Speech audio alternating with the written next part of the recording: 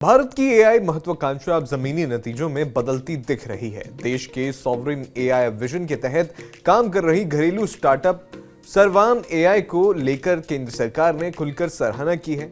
केंद्रीय इलेक्ट्रॉनिक्स एवं सूचना प्रौद्योगिकी मंत्री अश्विनी वैष्णव ने कहा कि भारत की एआई रणनीति सही दिशा में आगे बढ़ रही है और इसके परिणाम सामने आने लगे हैं। उन्होंने एक्स पर पोस्ट करते हुए लिखा कि इंडिया एआई मिशन के तहत जारी सर्वाम का एडवांस्ड मॉडल इस बात का उदाहरण है कि भारत अब सिर्फ टेक्नोलॉजी का उपभोक्ता नहीं बल्कि निर्माता बनने की ओर बढ़ रहा है। अश्विनी वैष्णव ने यह भी कहा कि जिन लोगों ने शुरुआत में इस पहल की आलोचना की थी अब वे उसकी तारीफ कर रहे हैं। उन्होंने एआई एक्सपर्ट और मेनलो वेंचर्स के पार्टनर देवर्दी दास की पोस्ट का जिक्र किया, जिसमें दास ने माना कि सर्वाम एआई को लेकर उनकी शुरुआती राय गलत साबित हुई। उनके मुताबिक कंपनी ने भारतीय भाषाओं के लिए text to speech, speech to text और ओआरसी जैसे क्षेत्रों में उल्लेखनीय प्रगति की है और इसके मॉडल तकनीकी रूप से मजबूत और उपयोगी हैं।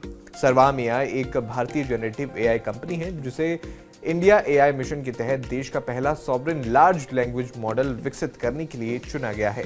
67 प्रस्तावों में से सर्वाम का चयन होना इसकी तकनीकी क्षमता को दर्शाता है। कंपनी भारतीय भाषाओं, लोकल डेटा और क्षेत्रीय जरूरतों के अनुरूप फाउंडेशन मॉडल तैयार कर रही है। हाल ही में सर्वाम ने अपना बुलबुल V3 मॉडल लॉन्च किया, जिसे स्वतंत्र थर्ड पार्टी स्टडी में हाई लिसनर प्रेफरेंस और कम एरर रेट मिला। 8 किलोहर्ट्ज टेलीफोनिक ऑडियो में इसने नया बेंचमार्क स्थापित किया है। कंपनी ने 11 भारतीय भाषाओं में 30 से अधिक प्रोफेशनल वॉइस लाइब्रेरी जारी की है और आने वाले समय में 22 भाषाओं तक विस्तार की योजना है। सर्वाम के मॉडल की खासियत नेचुरल वॉइस क्वालिटी, कम गलती और लंबी ऑडियो में स्थिरता मानी जा रही है। कोड मिक्सिंग, नंबर और तकनीकी शब्दों के उच्चारण में भी इसकी सटीकता बेहतर बताई जा रही है।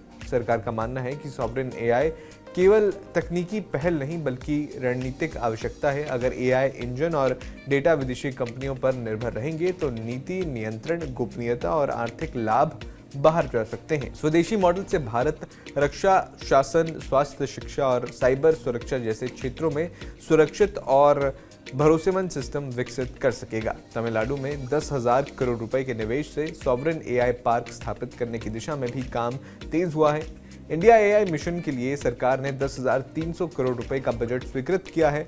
इस इकोसिस्टम के तहत AI computing, research lab, startup और गवर्नेंस संस्थान एक साथ काम करेंगे। विशेषज्ञों का मानना है कि सर्वाम एआई जैसे प्रयास भारत को एआई तकनीक का निर्यातक बनाने की दिशा में महत्वपूर्ण कदम साबित हो सकते हैं। इससे स्टार्टअप, रिसर्चर और युवाओं के लिए नए अवसर खुलेंगे और भारत वैश्विक एआई परिदृश्य में अपनी मजबूत पहचान बना सकेगा। ये जानकारी आपके लिए हमारे सहयोगी कन्हैया ने जुटाई थी। आपका इस पर क्या कहना है हमें कमेंट बॉक्स में जरूर बताएं।